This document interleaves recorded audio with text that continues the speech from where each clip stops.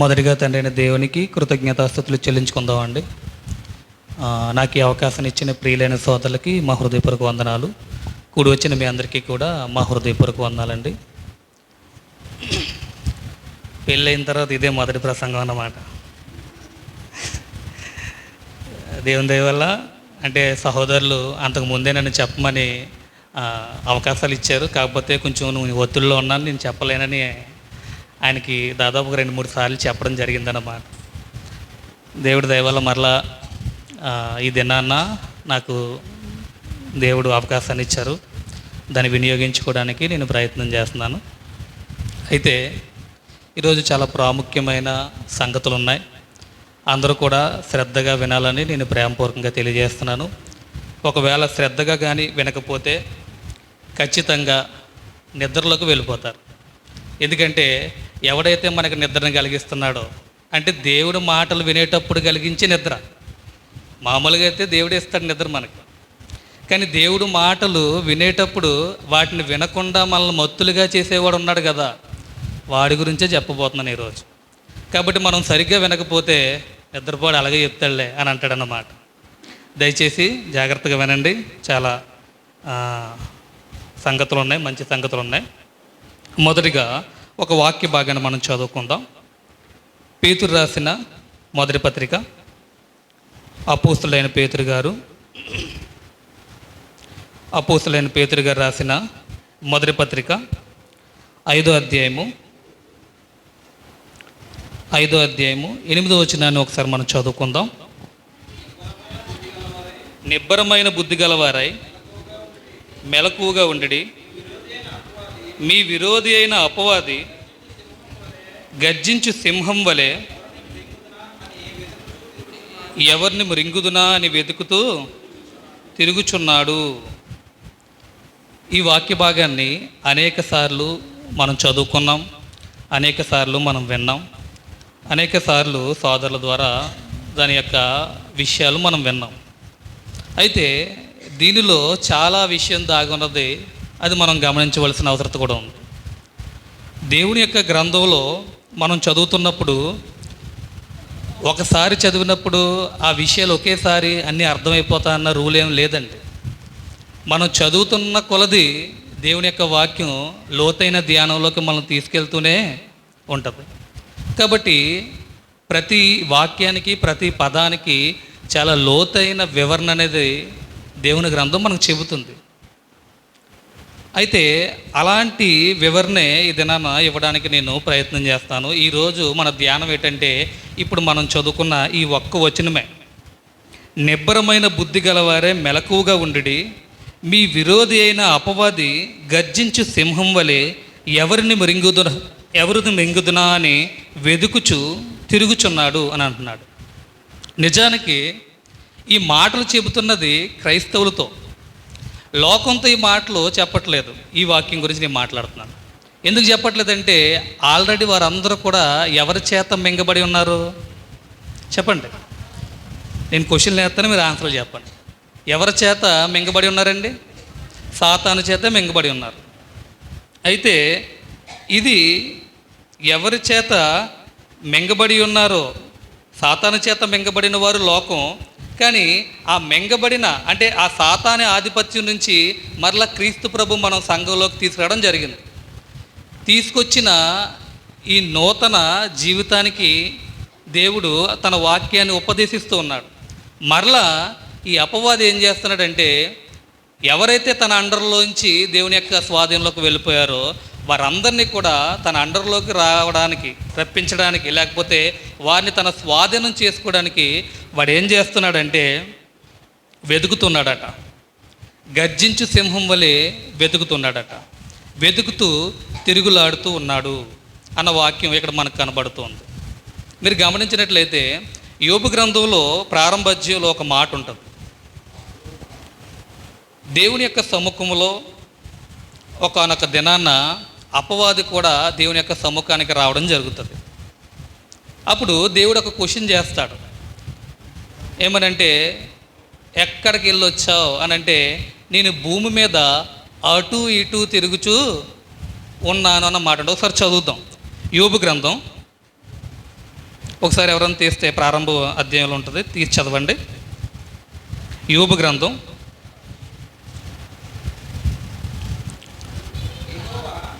యెహోవా నీవు ఎక్కడి నుంచి వచ్చితివని వాడిని అడగగా అపవాది భూమి మీద ఇటు అటు తిరుగులాడుచు అందులో సంచరించుచు వచ్చితినని యెహోవాకు ప్రత్యుత్తరం ఇచ్చాను అని అంటున్నాడు. అంటే సాతాను, అంటే దేవుడు క్వశ్చన్ చేశాడు, నువ్వు ఎక్కడి నుంచి వస్తున్నావని. అంటే నేను భూమి మీద ఇటు అటు తిరిగి అదంతా సంచారం చేసి వస్తున్నాను అన్న మాట ఇక్కడ మనం చూస్తున్నాం. అపవాది యొక్క సమాధానం. అయితే భూమి మీద అటు ఇటు ఇతను ఏం చేస్తున్నాడు? ఇతను ఏం చేస్తున్నాడంటే పేతురు రాసిన పత్రిక ఎప్పుడు చదవండి, అది అర్థమవుతుంది. పేతురు రాసిన పత్రిక 5వ అధ్యాయంలో వచ్చును. మీ విరోధి అయిన అపవాది గర్జించు సింహం వలె ఎవరిని మృంగుదునా అని వెతుకుచు, ఇటు అటు తిరగడానికి రీజన్ ఏంటట? వెతుకుతున్నాడు. చాలామంది వాడి యొక్క స్వాధీనంలో ఉన్నారు. ఆ స్వాధీనంలో ఉన్న వారి నుంచి దేవుడు ప్రత్యేకించాడు కొంతమందిని. ఆ ప్రత్యేకించిన వారిలో కూడా కొంతమందిని మింగడానికి వాడు భూమి మీద సంచారం చేస్తూ ఇటు అటు తిరుగుచు సంచారం చేస్తున్నాడట. ఇంకా ఎవరైనా ఖాళీగా ఉంటే మింగేద్దామని. ఖాళీగా ఉంటే నా ఉద్దేశం ఏంటంటే వాక్యం వారి హృదయాల్లో లేకుండా ఉంటేనే మింగేద్దామని సిద్ధపడుతూ వాడు ఎప్పుడు కూడా వాడి పని మాత్రం మానడలేదు. ఒక మాట చెప్పాలంటే మనుషులు బద్ధకస్తులా అపవాది బద్ధకస్తులా అంటే మనుషులే బద్ధకస్తులండి. ఆడు బద్ధకస్తుడు కాదు. నిజానికి బద్ధకానికి కేర్ ఆఫ్ అడ్రస్ ఆడే. కానీ మనుషుల్ని బద్ధకస్తులుగా చేసి ఆడు మాత్రం ఇటు అటు తిరుగుతూనే ఉన్నాడు. ఎందుకంటే ఆడికి కొంచెమే సమయం ఉంది, వాడికి కొంచెం మాత్రమే సమయం ఉంది కనుక ఆ కొద్ది సమయంలో ఎలాగైనా నాకు సాధ్యమైనంత మట్టుకి ఈ జనాలందరినీ కూడా మృంగేయాలని ప్రయత్నం చేస్తున్నాడు. మింగేయడం అంటే పాము కప్పను మింగినట్టు మింగడం. మింగేయడం అంటే పండితులు దాని వివరాలు మనకు ఇచ్చారండి. ఆ వివరాలు మనం చూద్దాం. అపవాది గర్జించు సింహం వలె వచ్చి మనుషుల్ని ఏ విధంగా మృంగేస్తాడో, ముఖ్యంగా విశ్వాసులైన వారిని ఏ విధంగా మింగేస్తాడో ఈరోజు మనం చూద్దాం. ఒకసారి మనం చూద్దాం. నేను కొన్ని విషయాలను చదువుతాను, జాగ్రత్తగా వినండి.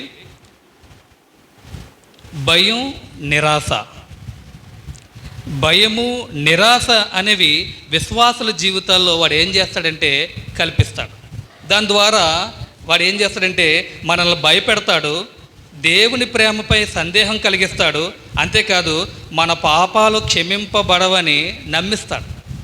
మీరు గమనించారు లేదో కానీ విశ్వాస జీవితం మనం కొనసాగుతున్నప్పుడు కొన్ని పర్యాయాలు మనం కొన్ని పొరపాట్లు చేస్తూ ఉంటాం. అలా చేస్తున్నప్పుడు ఒక అనుమానం అనేది మనకు వస్తూ ఉంటుంది, భయం వస్తుంది. అదిగో దేవుడు ఎలా పాపం చేయొద్దని చెప్పాడు, కానీ నేనేం చేశానంటే దేవునికి విరోధంగా పాపం చేసేసాను. నన్ను ఇప్పుడు దేవుడు క్షమిస్తాడో లేదో, దేవుడు ఇప్పుడు నన్ను మరలా తన బిడ్డగా స్వీకరిస్తాడో లేదో అన్న ఒక అనుమానం, ఒక నిరాశ, ఒక సందేహాత్మకమైన భయాన్ని వాడు పుట్టించే ఒక ఎత్తుగడ వేస్తాడు. వాడి వ్యూహాల్లో, వాడి మృంగివేసే వ్యూహాల్లో ఇదొకటన్నమాట. అర్థమైందా? అపవాది గర్జించి సింహం వల్లే ఎవరిని మృంగుదునా అని వెతుకుచున్నాడు. వాడు మింగే విధానం ఎలాగంటే అనేక వ్యూహాలు ఉన్నాయి, అనేక కోణాలు ఉన్నాయి. ఆ కోణాలలో ఒక కోణం ఏంటంటే వాడి విశ్వాసులకు భయాన్ని పుట్టిస్తాడు. అంతేకాదు వారికి నిరాశను కూడా కల్పిస్తాడు. ఎలా అంటే మనం చిన్న పొరపాట్లు చేసినప్పుడు మీరు గమనించండి, మన జీవితాల్లో ఒకసారి తరచి చూడండి. పొరపాట్లు చేసినప్పుడు అయ్యో ఇంత విశ్వాసంగా ఉండే నేను సడన్గా ఎలాంటి పని చేశాను, దేవుడు నన్ను స్వీకరిస్తాడంటారా అనే ఒక అనుమానం పెనుబోతంలాగా మనల్ని వెంటాడుతూ ఉంటుంది. దాన్ని సరైన కోణంలో దాన్ని విచారించకుండా మనం అలాగే వదిలేస్తే మనం ఏమైపోతామంటే క్రమక్రమంగా ఇంక నన్ను క్షమించడం, ఇంక నన్ను దేవుడేమి హక్కుని చేర్చుకోడు అని మన హృదయాలు, సోదరులు వాక్యం చదివారు, పాపము చేత కలుగు భ్రమ చేత మీ హృదయాలు కఠినపరచబడ కుండునట్లు అన్న మాట ఉంటుంది. ప్రతిదినం ఒకరినొకరు హెచ్చరించుకోండి, ప్రోత్సహించుకోండి అని మాట్లాడతాడు అక్కడ హెబ్రీయులకు రాసిన పత్రికలో. అంటే ఆ ప్రోత్సాహం, ఆ హెచ్చరికలు ఏం చేస్తాయంటే, ఎలాంటి నిరాశ భయాలు నీలో నాలో ఉన్నప్పుడు వాటి నుంచి నువ్వు భయపడకు, దేవుడు నీకు తోడుగా ఉన్నాడనే ఒక అభయాన్ని ఇస్తాయన్నమాట. అపవాది యొక్క వ్యూహం ఏంటంటే, వాడు భయం పుట్టిస్తాడు, వాడు నిరాశ కల్పిస్తాడు. నేను పాపం చేశాను కదా, నాకు ఇంకా క్షమాపణ దొరకదేమో అన్న ఒక నేరో లుక్కి మనల్ని తీసుకెళ్ళిపోయి అక్కడితో నా జీవితం అయిపోయింది అన్నట్టుగా వాడు మనల్ని మభ్యపెట్టి భ్రమ పెట్టే ప్రయత్నం వాడు చేస్తాడండి. ఇది అపవాది యొక్క మనల్ని మృంగేసే వ్యూహాలలో ఒకటన్నమాట. ఇలా చేసినప్పుడు మనం ఏం చేయాలంటే, కఠినపరచబడిపోకూడదు, అయిపోయింది నా జీవితం అని అనుకోకూడదు. మరి ఏం చేయాలంటే సహవాసానికి రావాలి, దేవుని యొక్క వాక్యాన్ని వినాలి, ఆ ప్రోత్సాహకరమైన మాటలు విని జాగ్రత్తగా వినాలి. ప్రోత్సాహకరమైన మాటల చేత ఒకరు మనం హెచ్చరించుకునేటట్లుగా మనం ఉండాలి. అప్పుడు ఆ భయం, ఆ నిరాశ నుంచి మనం బయటపడే అవకాశాలు ఉంటాయి. మరొక ఎత్తుగడ వాడు వేస్తాడు, అదేంటంటే మోసము, అబద్ధాలు. ఏంటండి? మోసము, అబద్ధాలు. మీరు గమనించారో లేదో, ఆదాము అవ్వలు ఏదెను తోటలో వారు దేవుని యొక్క ఆధ్వర్యంలో, దేవుని యొక్క సన్నిధిలో జీవిస్తున్నారు. దేవుడు వారికి ఆజ్ఞలు జారీ చేశాడు. ఆజ్ఞలు జారీ చేసినప్పుడు ఆ ఆజ్ఞల పరంపరలో వారు జీవిస్తూ తమ జీవితాలు సంతోషభరితంగా ఉన్నారు. అలా ఉంటున్నప్పుడు మీరు గమనించండి, చాలా సంతోషభరితమైన జీవితం వాళ్ళ మధ్యన ఉందండి. కానీ ఎప్పుడైతే అపవాది అనేవాడు ఆదాము అనే వ్యక్తి లేనప్పుడు అవ్వ దగ్గరకు వచ్చి ఇది నిజమా అని మొదలెట్టాడో, అక్కడి నుంచి వారి జీవితం మారిపోయింది. చూడండి, ఆ పండు తినొద్దన్న విషయం అవ్వకు తెలుసా అంటే తెలుసు, తింటే చనిపోతారా అన్న విషయం తెలుసా అంటే తెలుసు. తెలిసినా కూడా అవ్వని ప్రేరేపించి మీరు చావరు, దేవతలు అయిపోతారని అబద్ధానికి ఆజ్యం పోసిన వాడు ఎవరండి చెప్పండి? సాతానే, అపవాదే. అబద్ధానికి వాడు ఏం చేశాడంటే ప్రారంభికుడు, జనకుడు, అబద్ధానికి వాడు పునాది వేశాడు. అలా పునాది వేసి ఆది దంపతులను ఏం చేశాడంటే మోసం చేసి అబద్ధంలో పడవేశాడు. తద్వారా ఫలితం వచ్చింది వాళ్ళకి. దేవుని యొక్క సన్నిధిలోంచి వారు వైదొలిగిపోయారు. సత్యానికి బదులుగా అబద్ధాన్ని నమ్మిస్తాడు, దేవుని వాక్యాన్ని వక్రీకరిస్తాడు. వాడు ఎలా వక్రీకరించాడు మీరు గమనించండి.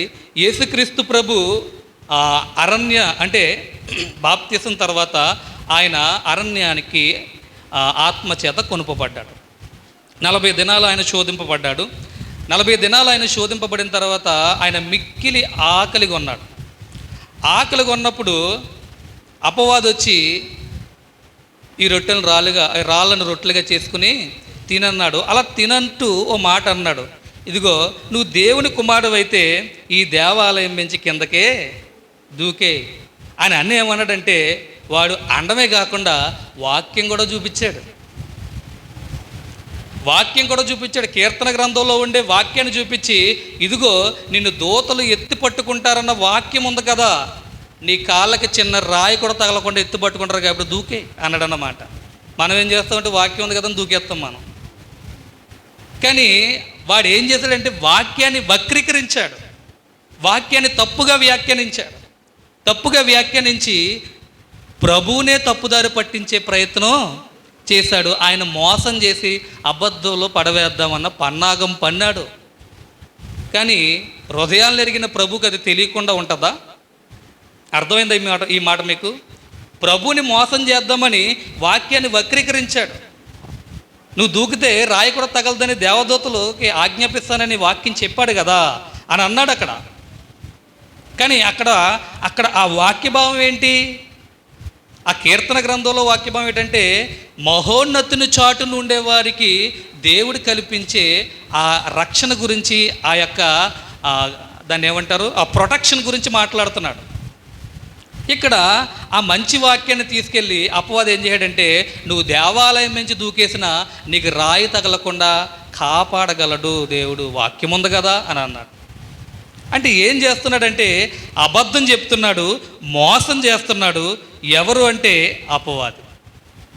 మన ప్రభువునే మోసం చేశాడు, ప్రభువు యొక్క శిష్యులమైన మనల్ని మోసం చేయడా అండి? ఈ గర్జించే సింహం తిరుగుచు వాడు చేసే వ్యూహాలలో భయం, నిరాశ మొదటిదైతే, రెండోది మోసం, అబద్ధాలు. మనల్ని మోసపరుస్తాడు, అబద్ధాన్ని నమ్మించేటట్లుగా చేస్తాడు, దేవుని వాక్యాన్ని వక్రంగా మనకు నేర్పిస్తాడు. చాలామంది సమాజంలో చూస్తున్నప్పుడు సత్యమైన బోధ కింద లేరు.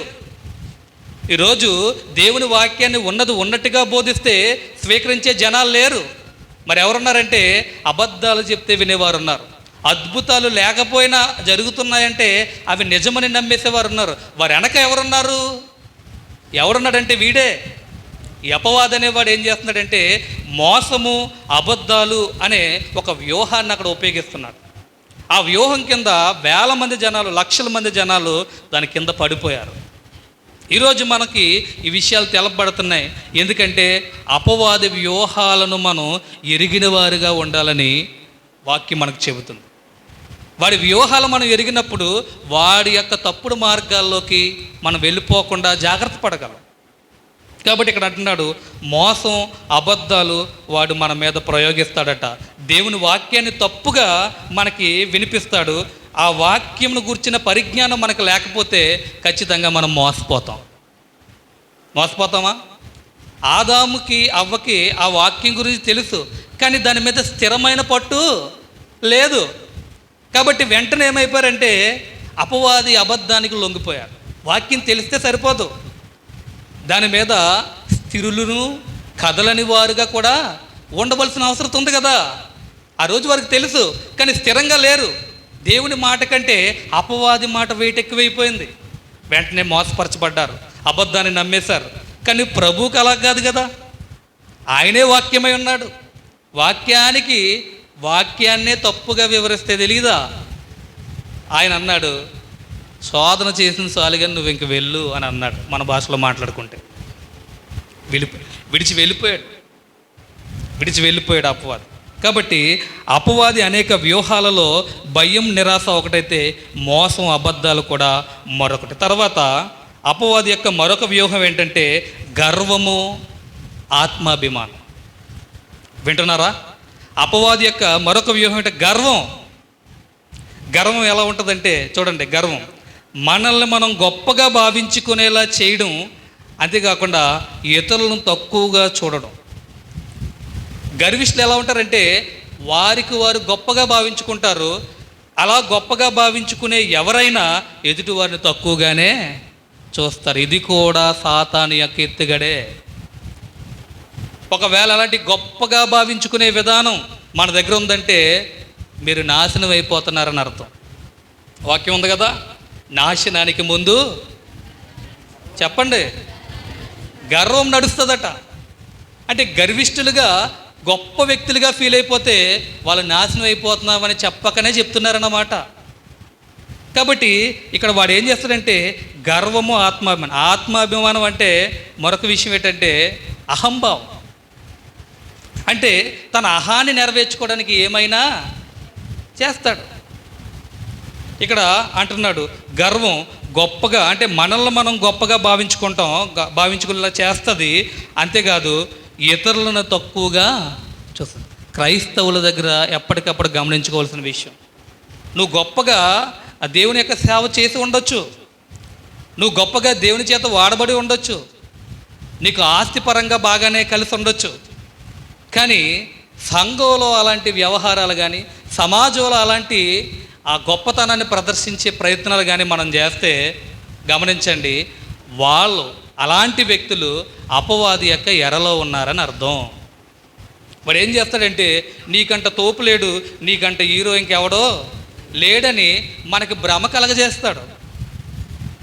వాక్యం ఎరిగిన వారిగా మనం ఏం చేయాలంటే మనం గమనించాలి, మేము ఎంత చేసినా ఎన్ని చేసినా నిష్ప్రయోజకులమైన దాసులమే. అన్న అభిప్రాయం మన హృదయంలో ఎప్పుడు దోబూచులాడుతూ ఉండాలి. సమస్తాన్ని కలిగి ఉన్న ప్రభువు ఓ మాట అన్నాడు. ఏమని అన్నాడంటే, సమస్త భూమి నాదే కదా అని అన్నాడు. ఎకరం భూమి ఉంటే నిలబడం మనం. ఎకరం భూమి ఉంటే ఈ ఊర్లో పేర్లు మారిపోతాయి మనకి.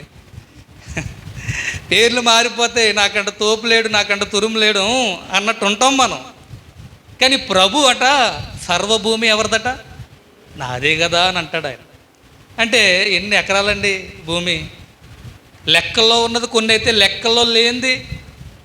ఈ భూమి అంతా కూడా ఆయనదే. అలాంటి ఆయన ఏమండి పాపుల పాదాలు ఆయనకి కడిగాడు. ఎవరు? ప్రభువైనా యేసుక్రీస్తు. అయితే ఇక్కడ మనం చూసేది ఏంటంటే గర్వం ఉండకూడదు. గర్వం ఉంటే ఏమైపోతాం? మనం గొప్పవాళ్ళుగా ఫీల్ అయిపోతాం, ఎదుటి వాళ్ళని తక్కువ వాళ్ళుగా చూస్తాం. గొప్పవాడైన ప్రభు ఎప్పుడు కూడా తన గొప్పను చూపించే ప్రయత్నం అయినా చేయలేదు. నేను గొప్పవాడిని ఆయన ఫీల్ అవ్వలేదు.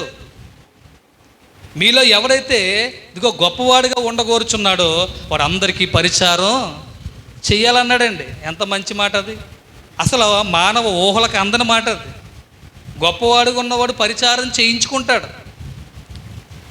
మన సంఘంలో అలాంటిది ఉండదు. కానీ చాలామంది బయట మనం వెళ్ళినప్పుడు పాస్టర్ గారులకి సెదగ చేస్తారు. అందరూ చేయడం తప్పని నా ఉద్దేశం కాదు, కానీ వారు సర్వెంట్లు అయిపోతారు. సర్వెంట్లు అయిపోయి పాస్టర్ గారు సంఘానికి ప్రభువుల్లా వ్యవహరిస్తారు. మన దగ్గర అలాంటివి ఉండవు. ఎందుకంటే దేవుని కృపను బట్టి మనం వాక్యం పెరిగి వాక్యానుసారంగా నడుచుకుంటాం, మన పని మనలో చేసుకుంటాం. ఎదుటోళ్ళని సహాయం అడగడం కూడా భయపడతారు సహోదరులు. ఎందుకంటే ఇంకో ఎలాంటి అభిప్రాయాలు వస్తాయని. కానీ బయట అలా ఉండవు. ఎందుకంటే మేము గొప్ప వాళ్ళమన్న ఫీలింగ్ వాళ్ళకి. మేము గొప్ప వ్యక్తులమన్న ఫీలింగ్. ఈ ఫీలింగ్ ఏంటంటే అపవాది యొక్క వ్యూహాలలో ఒకటి. వాడు ఏం చేస్తాడంటే, నువ్వు గొప్పవాడు, ఉన్న వాళ్ళందరూ నీకంటే తక్కువే అనే ఒక తప్పుడు ఆలోచన మన మైండ్లోకి పుట్టిస్తాడు. అప్పుడు ఏమవుతాడంటే ఈ మనిషి తన మీదే తను ఆధారపడతాడు తప్ప దేవుని మీద ఆధారపడ్డు. మొదట దేవుని మీదే ఆధారపడి దిగాడు, దేవుని యొక్క పరిచర్యలో కానీ దేవుని యొక్క కార్యాల్లో కానీ. తర్వాత ఏం చేస్తాడంటే దేవుని పక్కన పెడతాడు, తనను ముందు పెట్టుకుంటాడు. నెబుకద్నెజరు మనం చూసినప్పుడు నెబుకద్నెజరు మహోన్నతుని దేవుని వల్ల ఇదంతా జరుగుతుంది. నీ దేవుడు చాలా గొప్పవాడు అని గొప్ప విగ్రహాన్ని నిలబెట్టాడు. ఎవరిదే? అతనిదే. గొప్ప విగ్రహాన్ని నిలబెట్టి రాజ్యం అంతా చూసి ఎలా అన్నాడట, మన వల్ల ఇదంతా అన్నాడంట. అంతకుముందు వచ్చి ఆల్రెడీ చెప్పాడు, దానియేలు వచ్చి చెప్పాడు, నువ్వు ఎలా గర్విస్తే అయిపోతావు అని చెప్పాడు. ఆయన కూడా బాల్కనీలోంచి అలా చూస్తాడంట, రాజ్యం చాలా పెద్దగా కనపడుతుంది, మన వల్ల ఇదంతా అన్నాడన్నమాట. మన వల్ల అనబోడికి మన వల్ల కాదు అన్నట్టుగా దేవుడు ఏం చేశాడంటే ఆ బబులోను చక్రవర్తిని గడ్డి మేసే పశువులా మార్చేశాడండి. గర్విష్ఠులుగా భావిస్తున్న వారిని, గర్విష్ఠులను దేవుడు ఎదిరిస్తాడు. ఈ గర్వం అనే ఈ గొప్పగా భావించుకునే విధానం అనేది ఏంటంటే అపవాది యొక్క ఎత్తుగడ. జాగ్రత్తగా గమనించాలి. మరొక మాట ఏంటంటే సందేహం, అవిశ్వాసం. సాతాను కలిగించే తంత్రాలు ఇవన్నీ కూడా. వాడు ఏం చేస్తాడంటే మనకి సందేహాన్ని కలిగిస్తాడు. వాడు ఏం చేస్తాడంటే దేవుడు మంచివాడా కాదా? కొన్ని సందర్భాల్లో పాత నిబంధన మనం చదువుతున్నప్పుడు దేవుడు ఆయన చేసే కార్యాలు మనం చూస్తున్నప్పుడు దేవుడు ఏంటి ఇక్కడ ఎలా వ్యవహరించాడు అని అనుకుంటాం. దాని వివరం అక్కడ ఉండదు. అలా మనం చదువుకుంటే కొలది మనకు అర్థమవుతుంది, ఎందుకు ఎలా చేశాడా దేవుడు, అన్యాయం కదా ఎలా చేస్తాడని అనుకుంటాం. అన్యాయం కాదు, దాని వివరం మరొక దిక్కున ఉంటుంది. ఆయన చేసే కార్యాలు నువ్వు ఎలా చేస్తున్నావు అని చెప్పడానికి మనిషి సరిపోడు. కానీ కొన్ని విషయాలు మనం వింటున్నప్పుడు, లేకపోతే అపవాది మనల్ని ఏం చేస్తుంటాడంటే దేవుని మంచితనాన్నే మనం సందేహించేటట్లుగా చేస్తాడు. ఆయన శక్తిని తక్కువ అంచనా వేసేటట్లుగా మనం ఆ వ్యక్తి మనల్ని చేస్తాడు. నిజానికి గమనించండి, మనకి ఏదైనా శ్రమ వచ్చిందనుకోండి, మన యొక్క కుటుంబంలోకి ఆర్థిక పరంగా కానీ ఆరోగ్యపరంగా కానీ ఏదైనా శ్రమ వచ్చిందనుకోండి, వినాలి. ఏదైనా శ్రమ వచ్చినప్పుడు ఏం చేస్తారు? ఆ శ్రమ కంటే దేవుడు చిన్నడైపోతాడు. అయిపోడా? ఆ శ్రమ కంటే దేవుడు ఏమైపోతాడంటే చిన్నడైపోతాడు. అంటే మనం ఏం చేసాం? అపవాది యొక్క ఉరిలో పడకనే పడ్డాం. ఎలా అంటే నా సమస్య కంటే దేవుడి శక్తి చిన్నది. అవిశ్వాసం ఇది, సందేహం ఇది. ఎలాంటి సందేహాలు, ఎలాంటి అవిశ్వాసాలు వీడు ఏం చేస్తాడంటే మానవులకి కల్పిస్తాడు. ముఖ్యంగా క్రీస్తు ప్రభునందు విశ్వాసులుగా ఉన్న వారికి ఎలాంటి ఆలోచనలన్నీ పుట్టిస్తాడండి. మనం సాతాను మనుషుల్ని పడగొట్టే వ్యూహాలను మనం వింటున్నాం. మొదటిది ఏంటంటే భయాన్ని, నిరాశను కల్పించి నా పాపాలు క్షమింపబడవేమోనన్న ఒక భ్రమలోకి మనల్ని తీసుకెళ్తాడు. రెండవది ఏంటంటే నిన్ను మోసపరుస్తాడు, అబద్ధాలు చెప్తాడు, వాక్యాన్ని తప్పుగా వ్యాఖ్యానించి నిన్ను తప్పుడు మార్గంలో నడిపించే ప్రయత్నం చేసి అబద్ధాలకి మూలంగానే నిలబెడతాడు. మూడోది ఏంటంటే గర్వము, ఆత్మాభిమానం. గర్వం అంటే నిన్ను గొప్పవాడిగా ఎంచుతాడు, దేవుని మీద నువ్వు ఆధారపడకుండా చేస్తాడు. నీ మీదే నువ్వు ఆధారపడేలాగా, ఎదుటివాడిని తక్కువగా చూసేవాళ్ళలాగా చేస్తాడు. ఎవరు చెప్పండి? అపవాది ఏం చేస్తాడంటే మనల్ని తక్కువగా, మనల్ని ఈ గర్వంలోకి, ఎలాంటి వాటిలోకి పడగొడతాడు. నీ మీద నువ్వే ఆధారపడు, దేవుని మీద ఆధారపడవలసిన అవసరం లేదు. ఎందుకు లేదు? ఎందుకంటే నీకంట గొప్పడు ఇంకెవరో లేరు. అలాగే కదా అన్నాడు ఆదం అవ్వల దగ్గర. దేవతలు అయిపోతారు మీరు ఏమనుకుంటున్నారో అనగానే అవునా ఉండి దేవుణ్ణి అడుగుతాను అనలేదు వాళ్ళు. అంతే అంటావా అన్నారన్నమాట. అంతే అంటే వెంటనే ఇంకా తెంచుకుని తినేశారు. ఇంకా అలాగా వాడు మనల్ని మభ్యపరుస్తాడు, సందేహాన్ని పుట్టిస్తాడు, అవిశ్వాసం పుట్టిస్తాడు. మనం చూడండి, ఒక ప్రార్థన చేసేటప్పుడు పర్ఫెక్ట్గా మనం విశ్వాసంతో చేయలేము. విశ్వాసంతో చేయలేము. మనం ఏం చేస్తాడంటే జరుగుతుంది అంటవా? ఈ ఆలోచన ఎవరిది అనుకుంటున్నారు? ఈ ఆలోచన ఎవరిదంటే వాడిదే. జరుగుతుంది అని చేయండి. దేవునికి దగ్గరగా ఉంటే ఆ కార్యము దేవునికి అనుకూలమైనది అయితే ఆయన జరిగిస్తాడు. జరిగించకపోయినా ఆయనే మన దేవుడు. ఈ విశ్వాసంతో మనం ప్రార్థన చేయండి. జవాబులు రాకపోయినా ఆయనే మా దేవుడు. శద్రకు, మేషకు, అబేద్నెగోలను అగ్నిగుండంలో పాడేటప్పుడు వారు అదే విశ్వాసాన్ని వాళ్ళు చెప్పారు. ఏమని అన్నారంటే ఇదిగో ఈ అగ్నిగుండంలోంచి దేవుడు మనల్ని రక్షిస్తాడు. మరొక విషయం, రప్పించకపోయినా కూడా ఆయనే మా దేవుడు, విడిచిపెట్టం. ఆయనే మా దేవుడు. రక్షించినా మా దేవుడే, రక్షించకపోయినా మా దేవుడే. ఇలాంటి విశ్వాసం కావాలి మనకు. కానీ వాడట సందేహాన్ని పుట్టిస్తాడట, అవిశ్వాసాన్ని కల్పించి ద్వంద్వ వైఖరిని, ద్విమనస్సును పుట్టించి జరుగుతుందో లేదో అనే ఒక ఆలోచనను మన దగ్గర పుట్టించి మనల్ని వాడు మభ్య పెడతాడన్నమాట. ఇది అపవాది గర్జించే సింహం యొక్క మనుషుల్ని పడగొట్టే వ్యూహాలు. తర్వాత శోధనలు. ఏంటండి చెప్పండి, గట్టిగా చెప్పండి, ఇంకా గట్టిగా. శోధనలు ఏంటంటే లోక సంబంధమైన కోరికలు, పాపపు అలవాట్లు, అనైతిక మార్గాల వైపు మనల్ని ఆకర్షించే విషయాలు. వాడు ఏం చేస్తాడంటే నీకు లోక సంబంధమైన కోరికలు అంటే విశ్వాస జీవితం ఎప్పుడు కూడా సాఫీగా అలా సాగిపోతూ ఉంటుందండి. దానికి ఈ లోక సంబంధమైన అలంకారాలు పెద్ద ఏం ఉండవు. అపోస్తలుడైన పౌలు గారు ఎప్పుడైనా రైమండ్ షూట్ వేసుకుని తిరుగుతాడు ఆయన? తిరగడానికి అవకాశం ఉందా? అపోస్తలులైన అప్పుడు షూట్లు లేవులే, మామూలుగా చెప్తున్నాను. వారికి ఉన్న పరిధిలో వారి జీవితాలను అలాగా కానిచ్చారు. వారి యొక్క జీవితాలు ఎలా ఉండి అంటే కష్టపడి సంపాదించడం, ప్రయాణాలకు ఆ డబ్బులు ఖర్చు పెట్టడం, మిగిలిన డబ్బులతో కలువ మెతుకులు తిని సువార్త చేయడం, ఇదే వారి యొక్క జీవనశైలి. ఆయన చాలా రిచ్ పర్సన్, ఆయన డబ్బున వ్యక్తే. కానీ క్రీస్తునందు వచ్చిన తర్వాత తన లగ్జరీ లైఫ్ లేదు. అలాగని ఆయన దగ్గర డబ్బు లేదంటే చాలానే ఉంది. ఎన్నోసార్లు దేవుడు తనకి బోలంత దాతృత్వాన్ని, నాకు ఏ కొదువ లేదు, అంత తృప్తిగానే నేను ఉన్నానన్న సందర్భాలు ఉన్నాయి. అదే పౌలు తినడానికి తిండి కూడా నాకు ఇప్పుడు లేదు అన్న పరిస్థితులు కూడా ఉన్నాయి. ఇలా సాఫీగా సాగిపోతూ ఉంటుంది విశ్వాసపు జీవితం. ఎలాంటి జీవితంలో వీడు ఏం చేస్తాడంటే ఆనంజుడు అంటాడన్నమాట. ఎవరో సాతాను. మీకు అర్థం అవ్వాలని చెప్తున్నాను. మామూలుగా లీటర్గా ఏమైనా చదివేసి వెళ్ళిపోయాను అనుకోండి, మీకేం అర్థం కాదు. లోక సంబంధమైన మన జీవితం ఎలా కొనసాగుతున్నప్పుడు, ఉన్న దాంట్లో మనం తృప్తిగా బ్రతుకుతూ దేవుని సేవలు వెళ్తున్నప్పుడు, ఇదిగో నువ్వు దేవుడు దేవుడు అని అనేది ఉత్తరగంజలు ఉండిపోతున్నావు. ఉత్తరగంజలు ఉండిపోయి నువ్వు ఏం గడించుకున్నావు? వాళ్ళు చూడు 2 ఎకరాలు కొన్నారు, వాళ్ళు చూడు 10 కాసులు బంగారం కొన్నారంటారు. 2 ఎకరాలు కొన్నా 10 కాసులు బంగారం కొన్నా చనిపోతే పట్టుకెళ్తామండి? కొనుక్కోవద్దని నా ఉద్దేశం కాదు.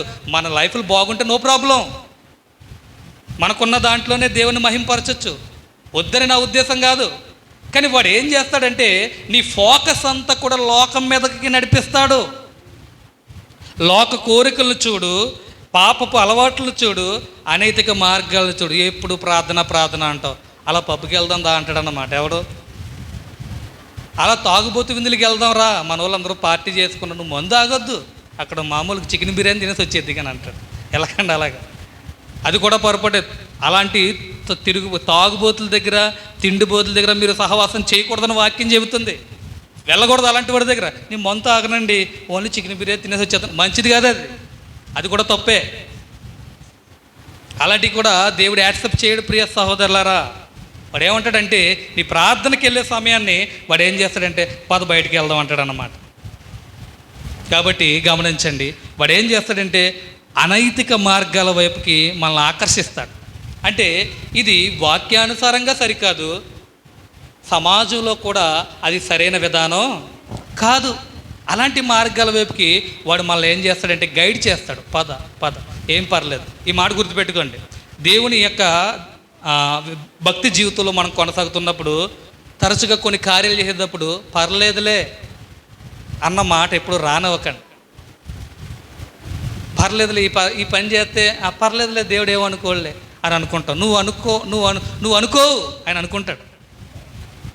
ఈ పని చేసినంత మాత్రాన దేవుడు ఏమనుకోలే, ఇగో ఈ చెత్తపాట విన్నంత మాత్రాన దేవుడు ఏమనుకోలే, నువ్వు బాగానే ఉంటావు కదా అని మనకు మనం సరిచేసుకుని చెప్పేసుకుంటాం. కానీ దేవుడు అనుకుంటాడు, ఎవడనమన్నాడు నిన్ను అంటాడు. ఆయన నిన్ను అనైతిక మార్గాల వైపుకి ఎరలు వేసి వలలు వేసి వాడు లాగే ప్రయత్నం చేస్తున్నాడు.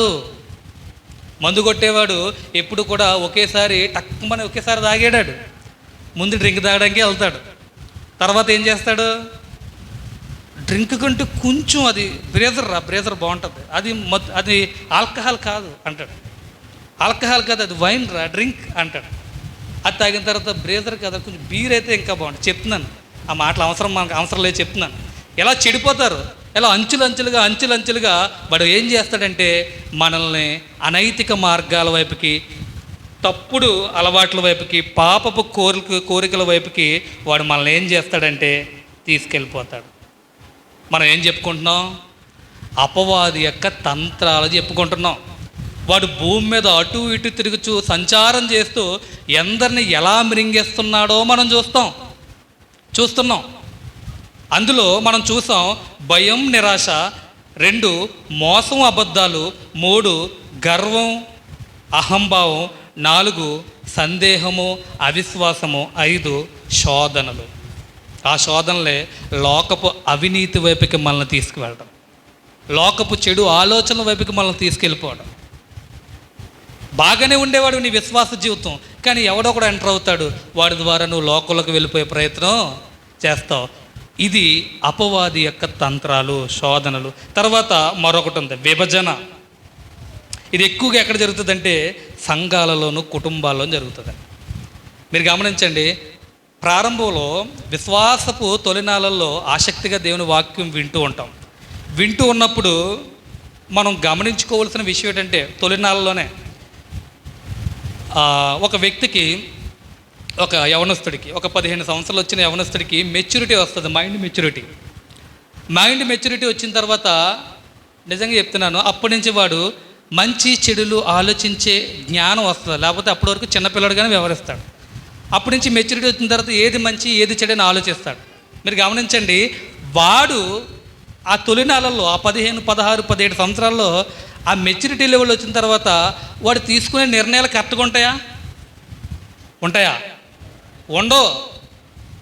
ఉంటాయని అన్నారంటే మీరు మరి మేధావులని అర్థం అన్నమాట. కనీసం వారికి ఒక 25 నుంచి 30 సంవత్సరాల వయసు రావాలి, మెచ్యూరిటీ లెవెల్స్ పెరగాలి. అలా పెరిగినప్పుడే వాడు ఏమవుతాడంటే వాడు ఆలోచన పరిధి, ఆలోచన సామర్థ్యం పెరుగుతుంది. ఇది మనకు అర్థమైతే తొలినాళ్ళల్లో విశ్వాసులు ఎలా ఉంటారంటే ఇలా అప్పుడే మెచ్యూరిటీ వచ్చిన వ్యక్తులుగానే ఉంటారు. అన్నీ తెలుసు అనుకుంటారు, కానీ వారికి ఏమీ తెలియదు.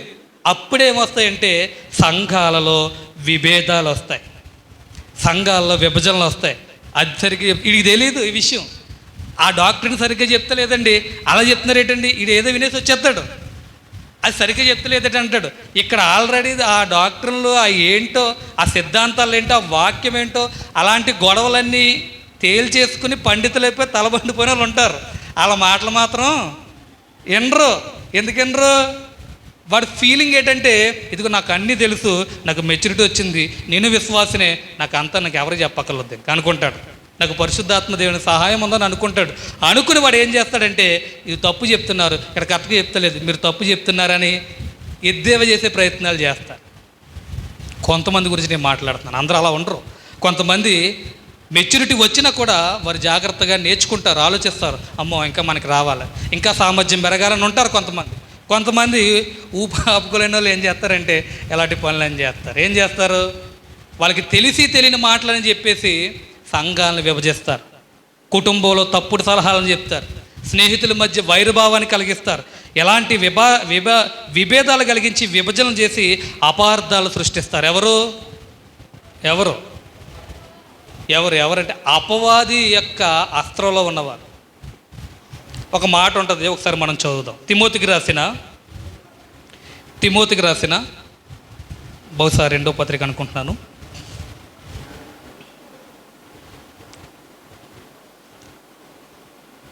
Hmm.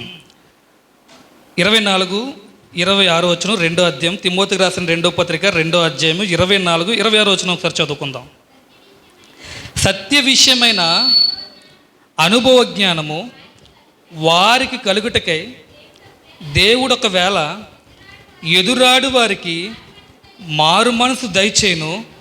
అందువలన సాతాను తన ఇష్టం చొప్పున చెరపట్టిన వీరు వాని ఉరిలో నుండి తప్పించుకుని మేలు కొనెదరేమో అని ప్రభు యొక్క దాసుడు అట్టి వారిని సాత్వికముతో శిక్షించుచు జగడమాడక అందరిలో సాధువుగాను బోధింప సమర్థుడిగా కీడుని సహించేవాడుగా ఉండాలి. ఇక్కడ విషయం ఏంటంటే, విశ్వాసులు కూడా కొన్నిసార్లు ఈ యొక్క అపవాది ఏం చేస్తాడట, ఊరేస్తాడంట. ఇక్కడ ఉందో చూడండి, సాతాను తన ఇష్టం చొప్పున చెరపట్టిన వీరు వాని ఉరిలో నుండి తప్పించుకుని మేలుకొనుదరేమో అని. అంటే విశ్వాసులు కూడా సాతాను ఏం చేస్తున్నాడని చెప్తున్నాడు. ఇక్కడ చెరపడతాడు, బంధిస్తాడు. వింటున్నారా? విశ్వాసులను కూడా సాతాను ఇక్కడ చెరపట్టి అంటే బంధించే ప్రయత్నం చేస్తాడు. ఆ బంధించే ప్రయత్నం చేసినప్పుడు వారు ఎలా ఉంటారంటే పైన చెప్తున్నాడు, నేర్పు లేని మూడుల వితర్కములు జగడములను పుట్టించునని ఎరిగి అట్టి వాటిని విసర్జించుము. వారికి ఏమీ రాదు, కానీ మూఢత్వంతో వాడు ఏం చేస్తాడంటే కొన్ని విషయాలు వాదిస్తూ ఉంటాడు. ఎందుకు అలా మూర్ఖంగా ప్రవర్తిస్తున్నాడంటే, వాడు అపవాది యొక్క ఉరిలో ఉన్నాడు, ఆ ఉరిలో ఉన్నాడన్న విషయం వాడికి తెలియదు. ఎవరికి తెలుస్తుంది?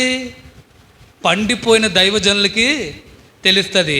కాబట్టి వారు ఏం చేస్తారంటే వాడి పట్ల దీర్ఘశాంతంతో వ్యవహరిస్తూ సాత్వికంతో శిక్షిస్తూ వాళ్ళని లైన్ చేయడానికి ప్రయత్నం చేస్తారు. కొట్టవలసిన దగ్గర కొట్టి రాయాల్సిన దగ్గర రాస్తారు. ఏంటి? వాక్యం అనే జెండు బొమ్మ అన్నమాట. అలా రాసినప్పుడే వాడు ఏమవుతాడంటే జాగ్రత్త పడతాడు. మీకు అర్థమవుతుందా? నా మాటలో అర్థమవుతుందా? మనము అపవాది గర్జించు సింహం వలె తిరుగులాడుచు ఎలా బంధిస్తున్నాడో మనం చూస్తున్నాం జనాలను, ముఖ్యంగా సంఘస్థులు. అందులో మనం కొన్ని చూసాం, భయం, నిరాశ. పదే ఎందుకు చెప్తున్నానంటే గుర్తుంటుందని.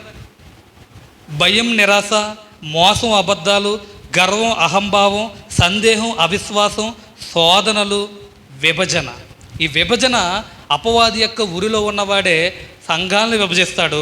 అపవాది యొక్క ఉరిలో ఉన్నవాడే కుటుంబంలో తప్పుడు సలహాలు ఇస్తాడు. అపవాది యొక్క ఆధ్వర్యంలో ఉన్నవాడే స్నేహితుల మధ్యన వైరభావాన్ని పుట్టిస్తాడు, అపార్థాలకు తావునిస్తాడన్నమాట. ఇదే అపవాది యొక్క తంత్రాలు. అపవాది ఈ విధంగా భూమి మీద వాడు సంఘస్థులని, దేవుని బిడ్డలను మింగేసే ప్రయత్నాలు చేస్తాడు. ఇది ఎప్పుడైతే మనం గమనించుకున్నామో ఎలాంటి పరిస్థితులు మన జీవితాల్లో ఎదురైనప్పుడు అమ్మో నేను అపవాది చేత నేను మృంగబడుతున్నానని జాగ్రత్తగా ఉంటాం. ఇప్పుడు ఒక ప్రశ్న, ఓకే, అపవాది మనల్ని ఈ విధంగా మృంగుతున్నాడు, మరి ఇతని చేత మనం మృంగబడకుండా ఉండాలంటే ఏం చేయాలి? ఇంకోటి ఉంది, ఏం చేయాలి చెప్పండి. ఏం చేయాలో ఆ వచనాన్ని ఒకసారి మనం చదువుదాం. పేతురు రాసిన మొదటి పత్రిక 5వ అధ్యాయము 8వ వచనం. నిబ్బరమైన బుద్ధి కలిగి బుద్ధి గలవారే మెలకువగా ఉండిడి. చూసారా, క్వశ్చన్ కిందన ఉంది, ఆన్సర్ పైనే ఉంది. అపవాదట మనల్ని మృంగేయడానికి ప్రయత్నం చేస్తూ భూమి మీద ఇటు అటు తిరుగులాడుచూ ఉన్నాడు. అయితే వాడి మృంగే విధానంలో మనం పడిపోకుండా ఉండాలంటే ఏం చేయాలంటే ఆన్సర్ చెప్పేసే క్వశ్చన్ ఇచ్చాడు. ఇక్కడ ఏమన్నాడు? నిబ్బరమైన బుద్ధి గలవారే మెలకువగా ఉండండి అని అంటున్నాడు. మిమ్మల్ని అడుగుతున్నాను, నిబ్బరమైన బుద్ధి అంటే ఏంటి? నిటారుగా నిలబడే బుద్ధా? నిబ్బరమైన బుద్ధి అంటే ఏంటి? నిబ్బరమైన బుద్ధి అంటే ఏంటండి? మత్తులో లేకపోవడమా? నిజమే, మత్తులో లేనివాడు ఏం చేస్తాడంటే నిటారుగానే ఉంటాడు. నిటారుగా వాడు చక్కగా వాడు ఒక డిగ్నిటీగా ఉంటాడు. మత్తులో ఉన్నవాడిని చూడండి, అలా ఊగిపోతాడు, అలా ఊగేస్తాడు. ఇక్కడ అంటున్నాడు నిబ్బరమైన బుద్ధి కలిగి ఉంటే అపవాది నుంచి మనం తప్పించుకోగలమంట. ఏంటి ఆ నిబ్బరమైన బుద్ధి అంటే? సెల్ఫ్ కంట్రోల్ అన్నాడు ఇంగ్లీష్లో. దాన్నే ఆత్మ నిగ్రహము.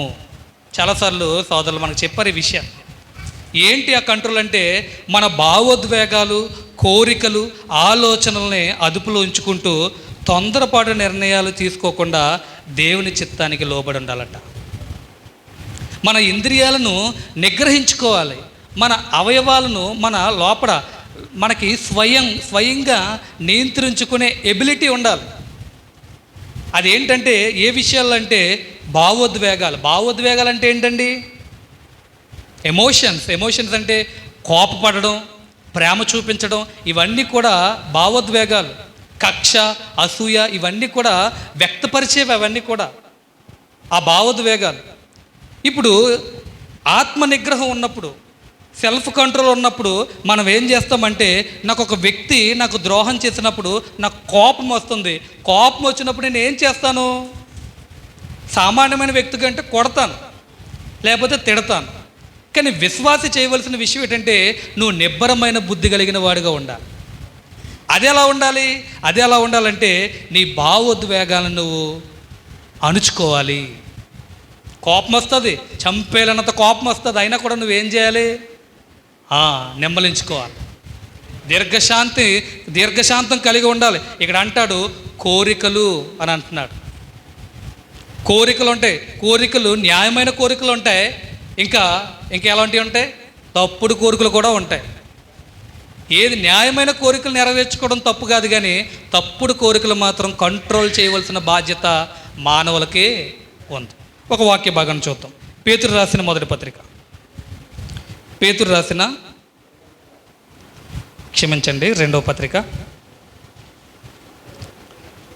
రెండవ పత్రిక మొదటి అధ్యాయము 7వ వచనం చదువుకుందాం.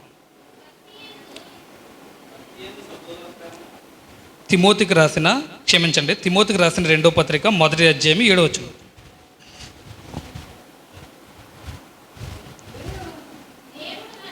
దేవుడు మనకు శక్తియు ప్రేమయు ఇంద్రియ నిగ్రహము గల ఆత్మనే ఇచ్చిన కానీ పిరిగితనం గల ఆత్మను చూసారు. ఇక్కడ ఏమన్నాడంటే ఇంద్రియ నిగ్రహము గల ఆత్మనే ఇచ్చాడంట. అంటే దేవుడు బాప్తిసంలో మనకిచ్చిన ఆత్మకి ఎలాంటి గుణం ఉంది? నువ్వు ఎక్కడి నుంచి తెచ్చుకోక్కర్లేదు. అది ఇన్బిల్ట్గా నీకున్నది ఏంటంటే నువ్వు సెల్ఫ్ కంట్రోల్ అనేది నీ దగ్గర ఉంది.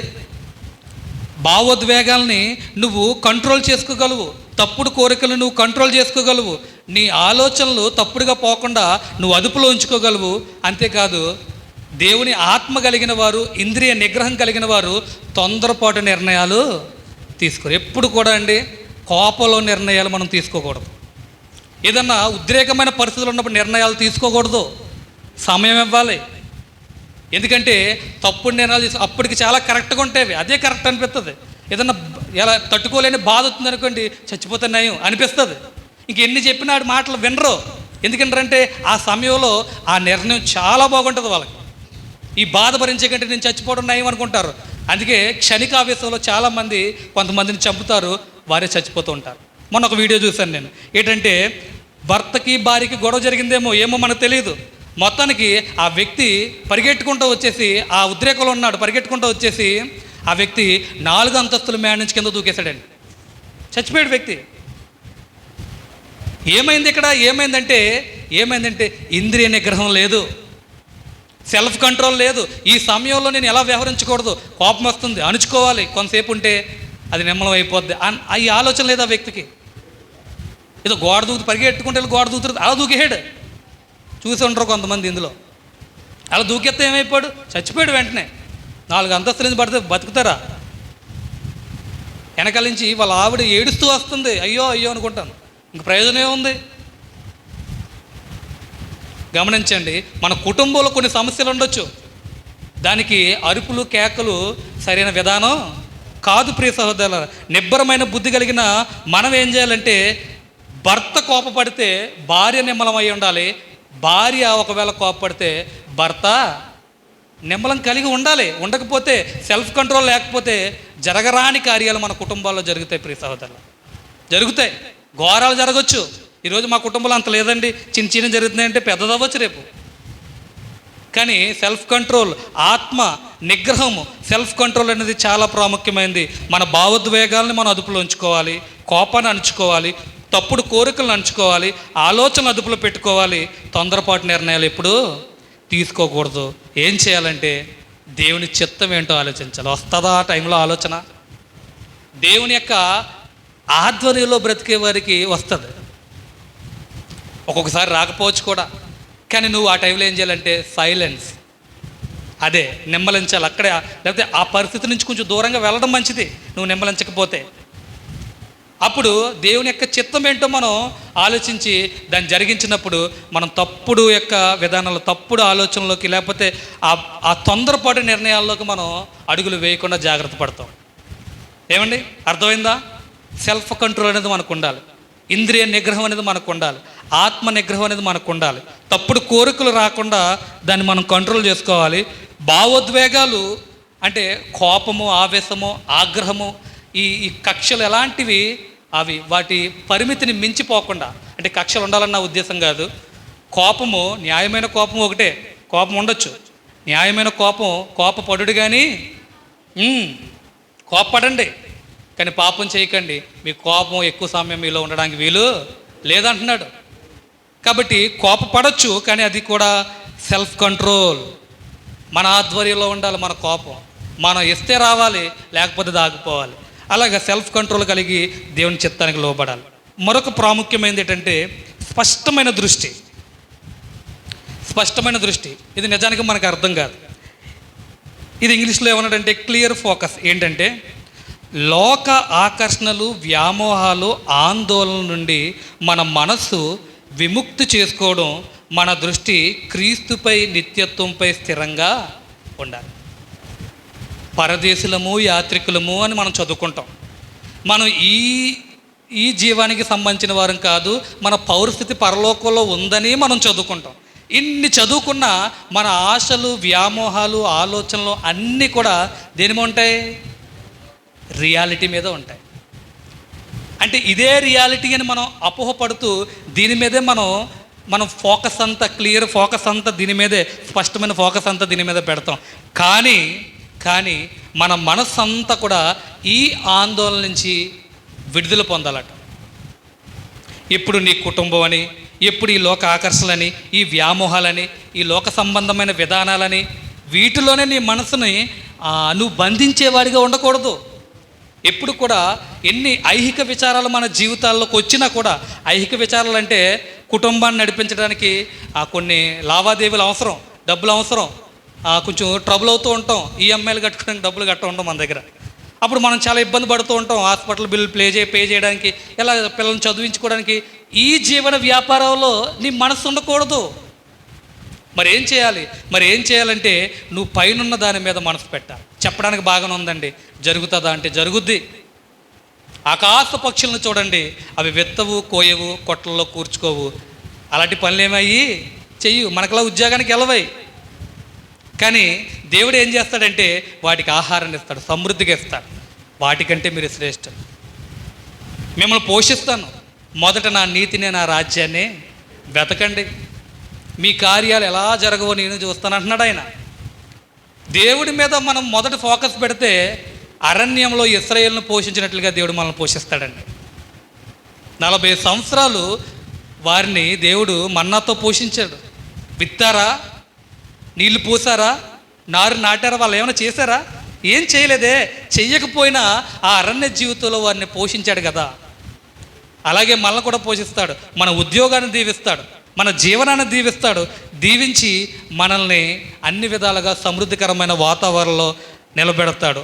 కాబట్టి ఈ లోక విషయాల మీద మన మనస్సును లగ్నం చేసే ప్రయత్నం మనం చేయకూడదు. మరి ఏం చేయాలంటే ఆ పైనున్న నిత్యత్వం మీద, క్రీస్తు ప్రభు మీద, మన గురి క్రీస్తు ప్రభు మీద పెట్టి మనం ముందుకు అడుగులు వేయాలి. తర్వాత నేను త్వరగా వెళ్తాను, సమయం అయిపోతుంది. మూడవది వాస్తవికత.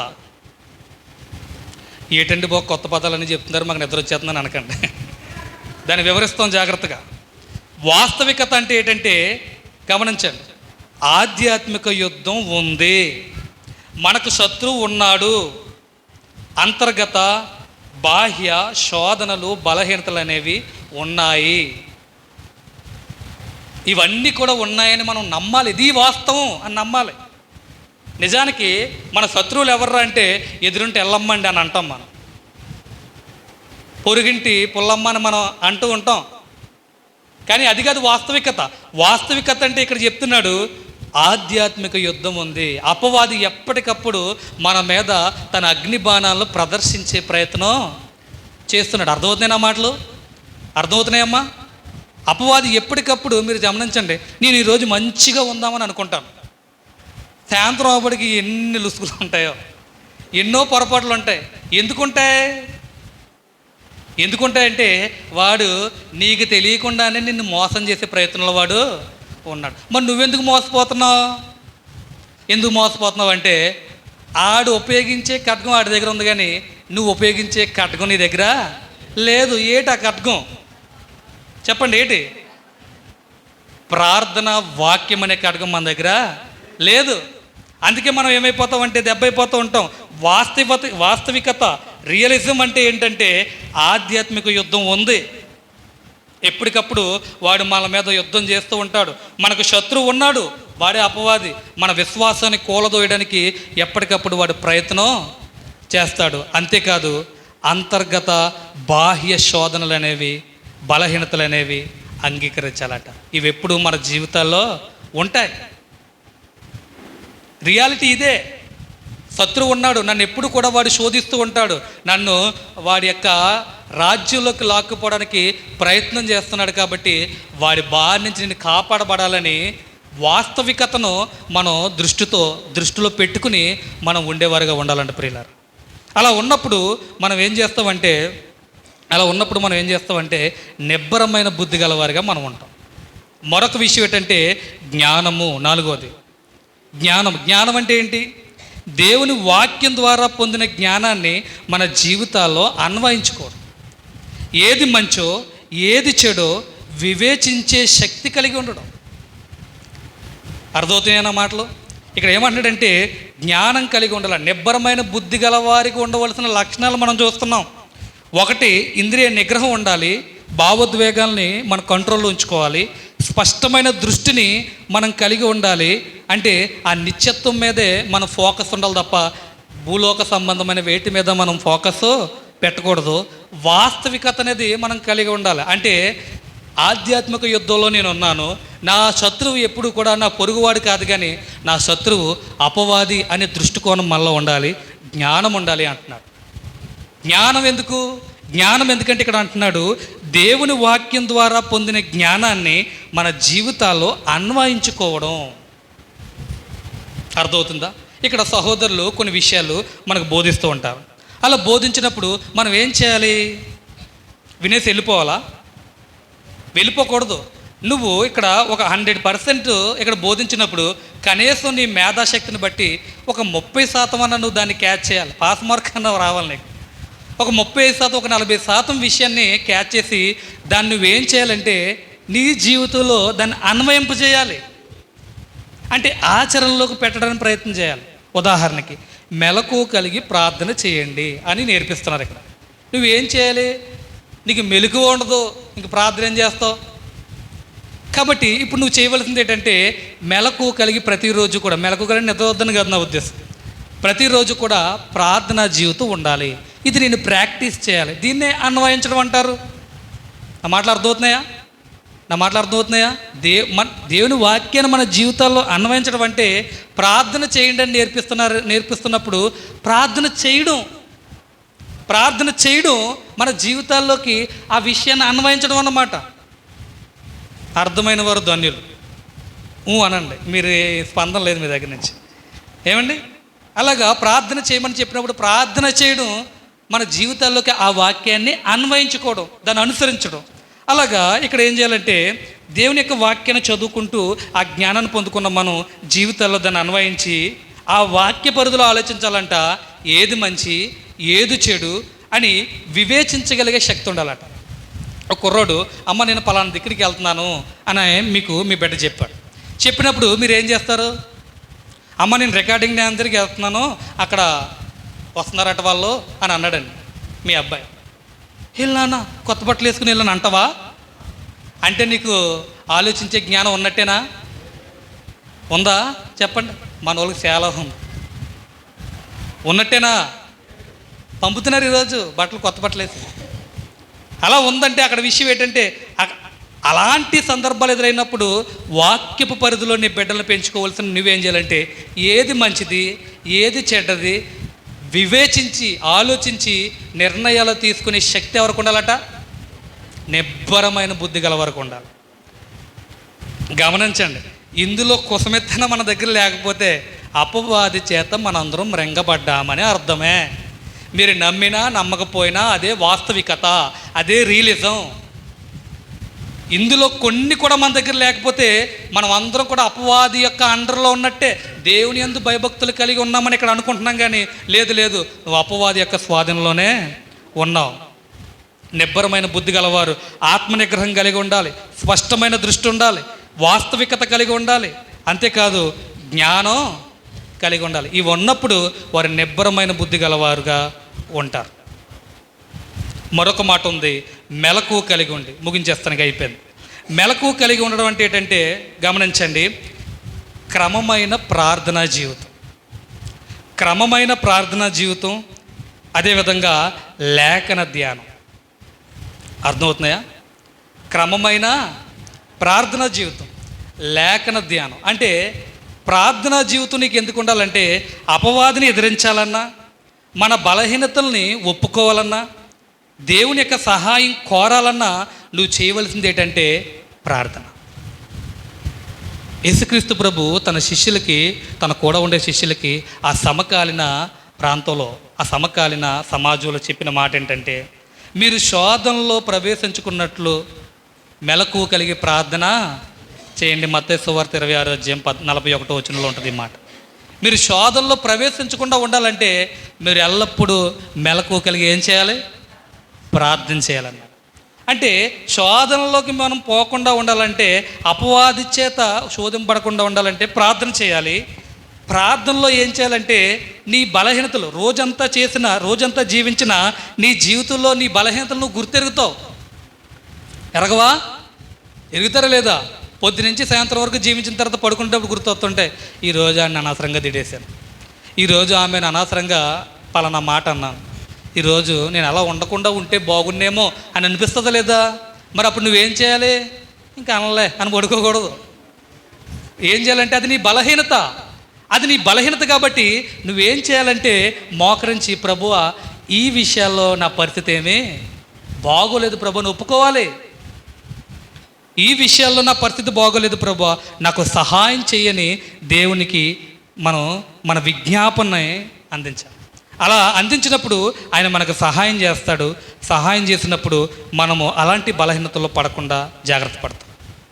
లేఖన ధ్యానం. రెండవది, దేవుని వాక్యం సాతాను కుట్రలను అర్థం చేసుకోవడానికి, ఎదుర్కోవడానికి జ్ఞానం అనేది మనకి ఇస్తుంది. అర్థమైందా? దేవుని వాక్యాన్ని దేవారాత్రులు ధ్యానించడం వల్ల మనకి ఏమో వస్తుందంటే, సాతాను యొక్క కుట్ర ఏంటో మనకు అర్థమవుతుంది. ఆ కుట్ర నుంచి మనం ఎలా ఎదుర్కోవాలో కూడా దేవుని యొక్క జ్ఞానం మనకి ఏమిస్తుంది? చెప్పండి, ఏమిస్తుంది? జ్ఞానం ఇస్తుంది. జ్ఞానం ఇస్తుంది. దేవుని యొక్క వాక్యపు పరిధిలో మనం చూస్తాం సాతాను యొక్క కుట్రలు ఏంటో, వాడి ఆలోచనలు ఏంటో, వాడి కుయుక్తులు ఏంటో చూసి మనం జాగ్రత్త పడడానికి ప్రయత్నం చేస్తాం. మరొకటి ఏంటంటే ఆత్మ పరిశీలన చేసుకోవాలి. సెల్ఫ్ ఎగ్జామినేషన్ అని అన్నాడు. అంటే ఏంటంటే మన ఆలోచనలు, మన మాటలు, చేష్టలు దేవునికి అనుకూలంగా ఉన్నాయా లేదా, ఎక్కడ నేను బలహీనంగా ఉన్నాను, ఎక్కడ నేను బలం గలవాడిగా ఉన్నాను అన్నది మనం గమనించుకుని మనం జాగ్రత్తగా బలహీనతల కొరకు, అంటే ఏ విషయాల్లో మనం పడిపోతున్నామో ఆ విషయాలను దేవుని ఎదుట మనం పెట్టేవారిగా ఉండాలి. అంటే మన లోపాలను మనం జాగ్రత్తగా చూసుకుని రెక్టిఫై చేసేవారుగా ఉండాలి. అలా ఎప్పుడైతే చేసేవారుగా ఉంటామో ప్రియులారా, మనం మెలకు కలిగి ఉంటాం, ప్రార్థనా జీవితాన్ని కలిగి ఉంటాం. అలా కలిగి ఉన్నప్పుడు నిబ్బరమైన బుద్ధి గలవారిగా మనం ఉంటాం. అలాంటిదప్పుడు అపవాది మనం మెంగడానికి అవకాశం ఉండదు. కాబట్టి జాగ్రత్త. ఒక్కసారి నేను చదివి నేను ముగించేస్తాను, ఒకసారి గమనించండి. అపవాది యొక్క వ్యూహాలు ఏంటంటే భయాన్ని కలిగిస్తాడు, నిరాశ కలిగిస్తాడు ఒకటి. రెండోది మోసం చేస్తాడు, అబద్ధం వైపు మనం లాగే ప్రయత్నం చేసి తప్పుడు వాక్యాలు మనకు వినిపించి వక్రీకరిస్తాడు. మూడోది గర్వం వచ్చేటట్లుగా చేస్తాడు, అహంకారం ఉండేటట్లుగా చేస్తాడు. నాలుగోది సందేహం, అవిశ్వాసాన్ని వాడు కల్పిస్తాడు. ఐదోది శోధనలు మన జీవితాల్లోకి రప్పిస్తాడు. ఆరోది విభజించే ప్రయత్నం సంఘాన్ని విభజించే ప్రయత్నం చేస్తాడు. ఇవి అపవాది యొక్క ఎత్తుగడలు. నిబ్బరమైన బుద్ధి ఏంటంటే సెల్ఫ్ కంట్రోల్ ఉండాలి. అంటే ఇంద్రియ నిగ్రహం కలిగి మనం అదుపులో ఉంచుకోగలగాలి. స్పష్టమైన దృష్టికోణాన్ని మనం కలిగి ఉండాలి. వాస్తవికత ఏంటో గుర్తెరిగి దాని కొరకే మనం ఆరాటపడాలి. జ్ఞానం కలిగి వ్యవహరించాలి. ఇది నిబ్బరమైన బుద్ధి. తర్వాత మెలకు కలిగి ఉండడం అంటే ఏంటంటే క్రమమైన ప్రార్థన, అంటే ప్రార్థనా జీవితాన్ని మనం కలిగి ఉండాలి. లేఖనాలను ధ్యానించాలి. ఎప్పటికప్పుడు మనల్ని మనం పరిశీలన చేసుకోవాలి. ఎలా ఉంటే అపవాది మన యొద్ద నుంచి ఏమైపోతాడు? పారిపోతాడట. యాకోబు గారు చెప్తారు, దేవునికి లోబడి ఉండండి, అప్పుడు అపవాది మీ యొద్ద నుంచి పారిపోతాడు అని. ఎలాంటి జీవితాలు మనం కలిగి ఉండాలి. నాకు తెలిసి ఈరోజు డోస్ ఎక్కువైపోయింది. ఒకవేళ అర్థం కాకపోతే మన యూట్యూబ్ ఛానల్ ఉంటుంది, ఈ విషయాలు వినడానికి ప్రయత్నం చేయండి. చాలా మంచి విషయాలు మనం విన్నామని నేను అనుకుంటున్నాను. ఎందరికి అర్థమైందో నాకు తెలియదు. అర్థమైన వారందరూ ధన్యులు. అర్థం కాకపోతే మరొకసారి వింటే ఖచ్చితంగా ఆ విషయాలు మనకు అర్థమవుతాయి. దేవుని కృప వల్ల ఈ విషయాలు మనం ఈ దినాన్న విన్నాం. మన అందరం కూడా అపవాది యొక్క అండర్లోకి వెళ్ళిపోకుండా జాగ్రత్త పడాలని, మెలకువగలిగి ఎల్లప్పుడు మనం అందరం కూడా ప్రార్థన చేయాలని ఈ కొద్ది మాటలు తెలియజేస్తూ నా మాటలు ముగిస్తున్నాను. మీ అందరికీ కూడా మా హృదయపూర్వక వందనాలు.